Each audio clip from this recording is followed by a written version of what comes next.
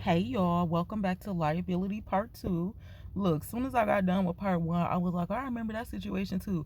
It's been so many different situations that I was in that could have went left based off somebody else's behavior.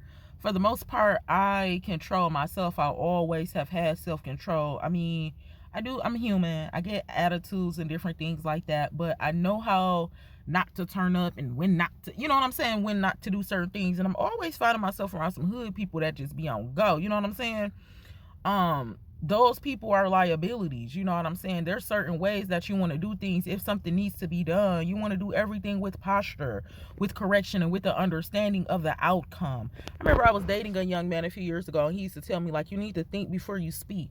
You know what I'm saying? You need to pay attention before you react. You need to, because it just a couple seconds and then your whole life is down the drain. Somebody else's life is down the drain just due to somebody being the liability, or even yourself being the liability. We didn't speak about that in part 1, but let's speak about that. Make sure you're not the trouble. Y'all know how we be praying certain stuff and then we be like, man, why this ain't praying? Why this prayer ain't working? Because it could be you. Everything is not your parents' fault. Everything is not somebody else's fault. And not saying that it's not saying that they're not the root cause of it. But when you start getting to the root cause of things, like the Lord told us in Jeremiah, get into the root of it. Figure out, ask the questions, do the fasting and praying, ask God, read, do your extended research. Then nobody is no longer the blame but yourself. When you start forgiving, you start loving, you start truly healing the root of your issues, the root of your problems, you will not blame man. You will actually be cautious about the men you're around. And that's the thing. Come on, Jesus, you are the company you keep. If you don't want to be hood no more, you don't need to hang around hood people. So another situation that I just thought about when I jumped off the first episode was, if you can't control yourself in certain situations, you're the liability. And then not only that, when you're with other people, you have to know who you're with, because if you can't control respectfully somebody in a situation that can get you both in trouble, then you don't need to be around them because they're a liability. Example, I got a few examples of this, but if I'm with somebody and something finna go down, you know what I'm saying, maybe we both read the room and maybe one of us read the room, and I'm telling you like, no, but you know what I'm saying, this ain't even it, you feel me? Like, they got kids up in here, you know what I'm saying, and we don't even want to argue because there's babies in here or nothing, we could just leave. And you feel like, no man, F that, because you know what I'm saying, everybody finna disrespect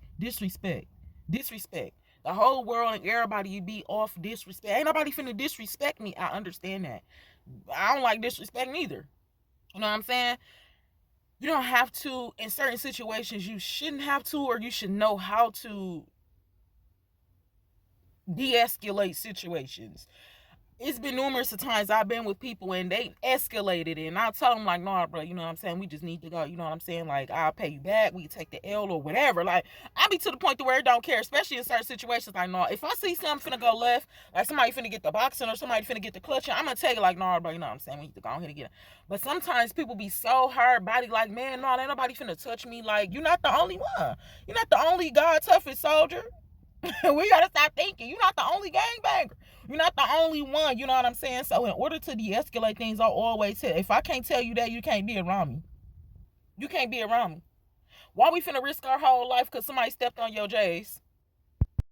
Don't get me wrong. I used to be mad when I speak to people and they ain't speak back. I used to say it like, dang, you didn't hear me say hi? Dang, you couldn't hold the door. I was right behind you. I'd be in the and I had this happen to me a couple times in the grocery store where somebody, you know how you like walk past somebody and they supposed to say excuse me because of the way that the traffic is going, but you end up saying excuse me. Now you irritated because it really was them in your way. Yeah, but I had to stop doing that because it's like, bro, human compassion is not knowing what somebody else is going through. This person is possibly turning up on you because they just lost something. They don't know how to experience loss like you have. You may have lost something too in the same day, and you know what I'm saying, you a praying person, so you're like, okay, I'm a, you know what I'm saying, um light affliction, I'm gonna keep on going, I'm gonna keep persevering. But somebody else might have lost something and be like, man, the first person say something to me today is that on my mama, I'm firing on somebody flat out.